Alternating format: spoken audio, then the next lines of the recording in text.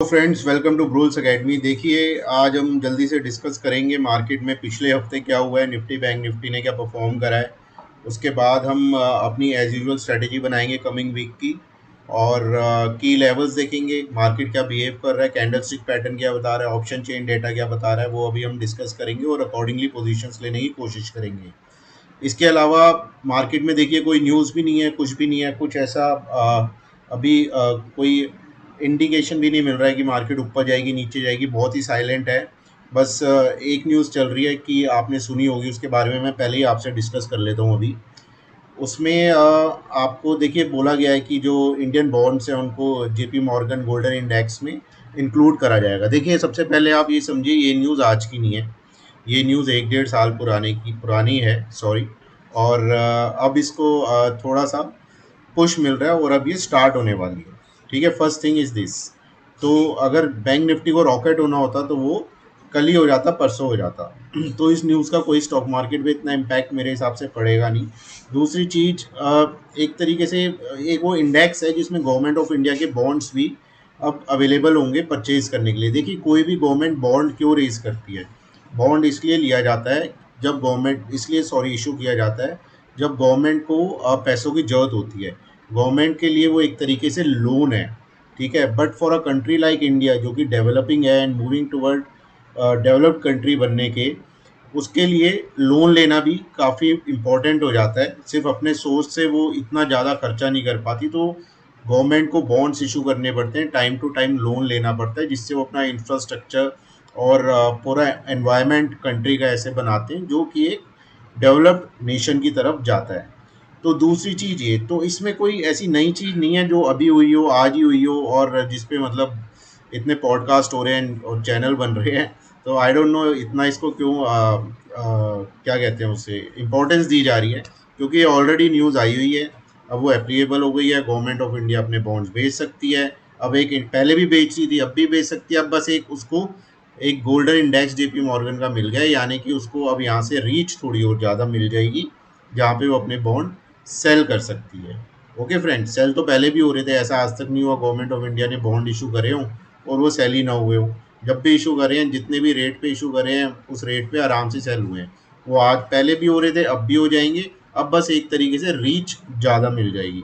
तो इसका इस न्यूज़ का भी स्टॉक मार्केट पे मेरे हिसाब से कोई इतना मेजर इम्पैक्ट आने वाला नहीं है। जो होना था हो गया। अब इतना 1000 करोड़ आएंगे, मिलियंस आएंगे, ट्रिलियंस आएंगे, वो तो देखेंगे जब government of India bond issue करेगी, कितने ये करती है, क्या करती है, वो तब देखा जाएगा। तो as of now this is a dead news as far as मेरे को जो कंसर्न है। इसका स्टॉक मार्केट पे कोई इतना बड़ा इम्पैक्ट आने वाला नहीं है।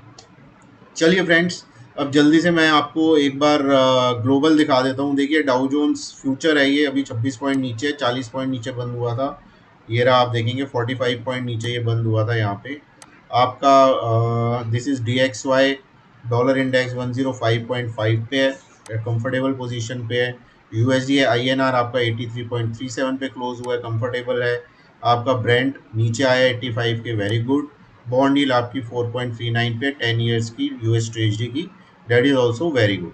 तो ग्लोबल पॉइंट ऑफ व्यू से ऐसा कोई हमें साइन नहीं दिखता जिसकी वजह से हमारी मार्केट पैनिक हो या करेक्शन की तरफ जाए। देखिए, आज थोड़े से मिक्स क्यूज़ हैं, उनको आप समझिएगा, मैं आपको समझाने की कोशिश करूँगा। वीडियो को पूरा देखिएगा, शेयर करिए, लाइक करिए और सब्सक्राइब जरूर करिए टाइमली अपडेट्स के लिए। तो ये हमारा हो गया ग्लोबल। अब मैं आपको फ्रेंड्स फटाफट लेके आता हूँ सबसे पहले निफ्टी के चार्ट्स पे। बैंक निफ्टी खुला हुआ है, will convert it to Nifty. अभी आप देखिए, निफ्टी का चार्ट मैं आपको दिखा देता हूँ। निफ्टी के चार्ट में आपको एक चीज़ देखने को मिलेगी, ये डेली चार्ट है, ये देखिए, ये डेली चार्ट है निफ्टी का। ओके फ्रेंड्स, अब इसमें प्राइस एक्शन बहुत अच्छा है। मैं आपको थोड़ा सा समझा देता हूँ। ब्रेकआउट आया हुआ है निफ्टी में, 4 कैंडल्स बहुत अच्छी बनी है पीछे की, back to back, higher high higher low के हिसाब से आप देखेंगे। और डे लो पे ओपन होती है, डे हाई पे बंद होती है। बुलिश कैंडल है चारों। पांचवें दिन दिया निफ्टी ने गैप अप। देखिए, इसे ध्यान से समझिएगा। निफ्टी ने दिया गैप अप फ्राइडे को, प्राइस ऊपर गया, सस्टेन नहीं कर पाया, वहाँ पे आई सप्लाई और प्राइस नीचे आके बंद हुआ। अब ये थोड़ा मेरे लिए कॉज ऑफ कंसर्न है प्राइस एक्शन निफ्टी को लेके। निफ्टी में ये जो आप देख रहे हैं ऊपर, ये रेड कलर का बार जो फ्राइडे का है, इसको कहते हैं दोस्तों रेड शूटिंग स्टार, जो कि एक लंबे रन के बाद जाके टॉप पे बनता है और ये दिखाता है कि वहाँ पे सप्लाई बहुत ज़बरदस्त है, जिसको पार करना थोड़ा टफ होता है इंडेक्स के लिए। ओके फ्रेंड्स, ये आप ध्यान में रखिएगा, ये red shooting star is a cause of concern. First thing on Nifty. Second thing on Nifty, if you ask me I will tell you कि निफ्टी का जो प्राइस एक्शन है अपने ईएमए से काफ़ी दूर हो चुका है। ठीक है फ्रेंड्स, इसको आप समझिए, ये थोड़ा प्राइस एक्शन दूर हो चुका है। वो मैं आपको क्यों कह रहा हूँ, वो मैं आपको इसलिए कह रहा हूँ क्योंकि निफ्टी देखिए क्लोज हुआ है 24,132 पे, इसका 10 EMA 23,725 और 20 EMA आपका है 23,440, मतलब 10 EMA 500 पॉइंट्स दूर है, 20 EMA आपका 800 पॉइंट्स दूर है, मतलब 2% 10 EMA दूर है आपका, 3% 20 EMA दूर है। तो यहाँ पे आपका प्राइस कंसोलिडेट भी हो सकता है ताकि EMAs उसे कैचअप कर ले, या प्राइस नीचे भी आ सकता है EMAs के पास और एक अच्छे सपोर्ट जोन पे सपोर्ट लेके फिर से रैली दिखा सकता है। एक सिनेरियो ये हो गया, या उस सपोर्ट जोन को तोड़ के एक मेजर करेक्शन की तरफ भी जा सकता है, वो भी एक व्यू पॉइंट है। लेकिन तेजी यहाँ पे अभी इस शूटिंग स्टार का जब हाई निकले तभी आप बनाने की कोशिश करें, उससे पहले आप थोड़ा सा प्राइस एक्शन को वॉच करें कि हो क्या रहा है। ओके फ्रेंड्स, ये डेली टाइम फ्रेम था जो मैं आपको दिखाना चाहता था, this shooting star and the difference between the EMAs and the price action. Now we quickly come to the bank Nifty.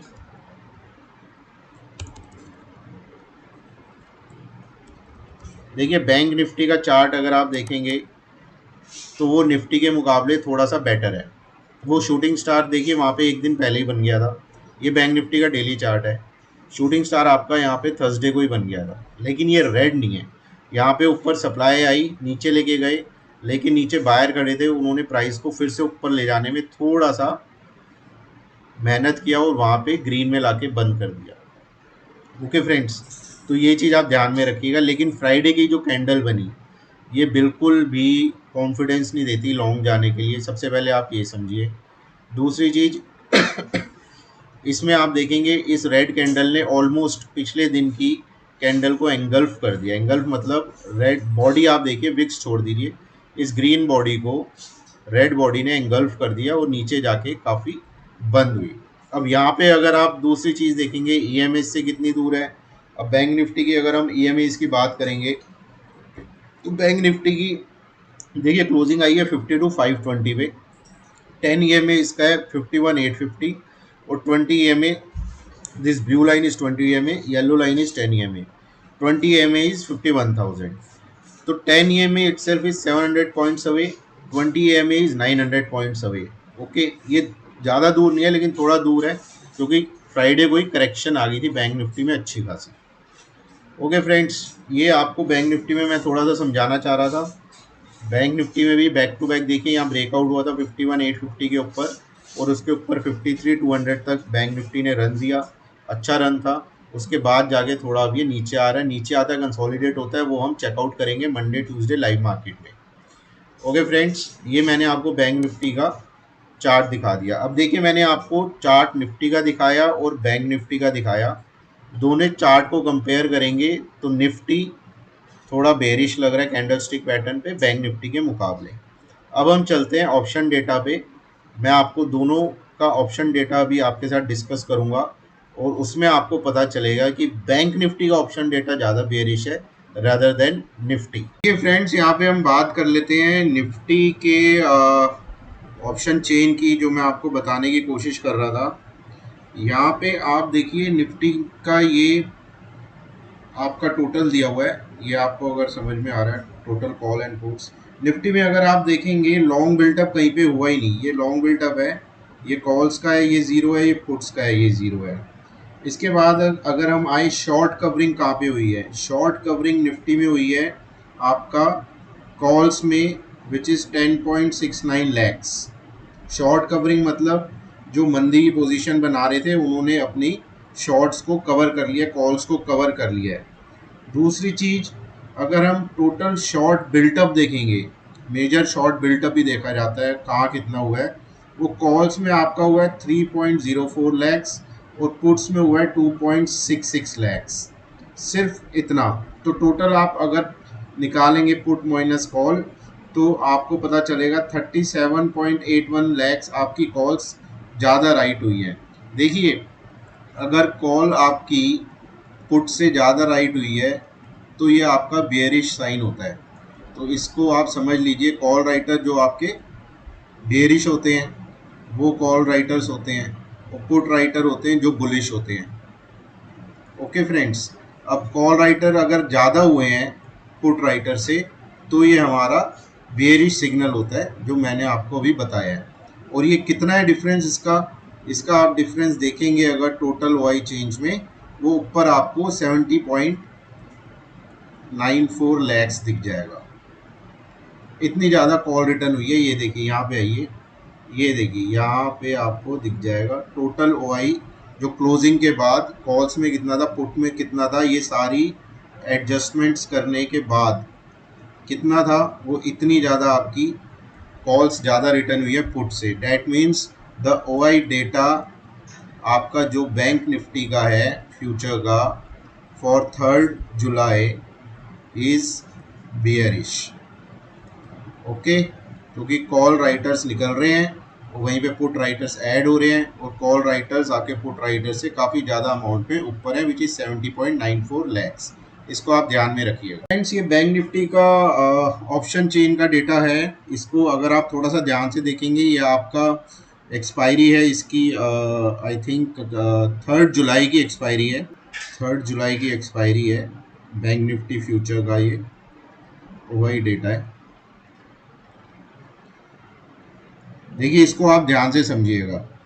इस वाई डेटा में लॉन्ग बिल्डअप कहाँ हुआ है, ये हुआ है पुट में, कितना 88.62 लैक्स, दिस इज बेयरिश।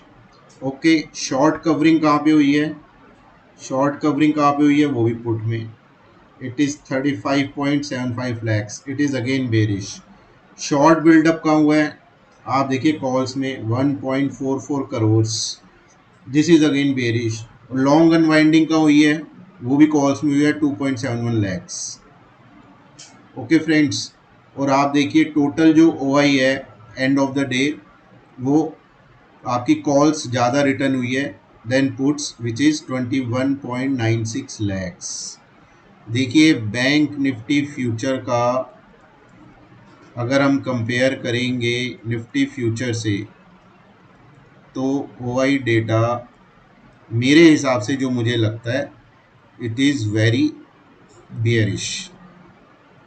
आप ये समझ के चल लीजिए बैंक निफ्टी में, ठीक है। क्यों? क्योंकि लॉन्ग बिल्टअप हुए पुट में। पुट कौन खरीदता है? जो मंदी करता है, ठीक है फ्रेंड्स। शॉर्ट कवरिंग का हुई है पुट्स में। शॉर्ट कवरिंग मतलब जिसने पुट शॉर्ट कर रखी है। पुट शॉर्ट का मतलब जिसने तेजी की पोजीशन बनाई है, वो अपनी कवर करने आ रहा है तेजी की पोजीशन। उसने कितने कवर कर लिए? 35.75 लैक्स। ये भी आपका बेयरिश हो गया। शॉर्ट बिल्डअप कहाँ हुए? कॉल्स में। कॉल्स में अगर कोई शॉर्ट बिल्डअप होता है यानी मंदी की पोजीशन, 1.44 करोड़, ये भी बेयरिश हो गया।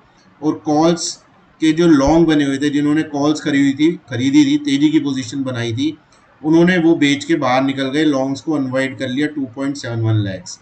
सो अगर आप देखेंगे सारे फ्रंट्स पे आपका ओआई डेटा बिल्कुल भी सपोर्टिव नहीं है लॉन्ग जाने के लिए, long buildup in bank Nifty. तो इसको आप ध्यान में रखें। निफ्टी बेरिश है, बैंक निफ्टी ज़्यादा बेरिश है as per OI data. Right friends, जैसे कि अब आपने निफ्टी और बैंक निफ्टी का चार्ट्स भी देख लिया, पैटर्न्स भी देख लिए, और ओआई डेटा भी समझ लिया कि बैंक निफ्टी का ज़्यादा बेरिश है निफ्टी के।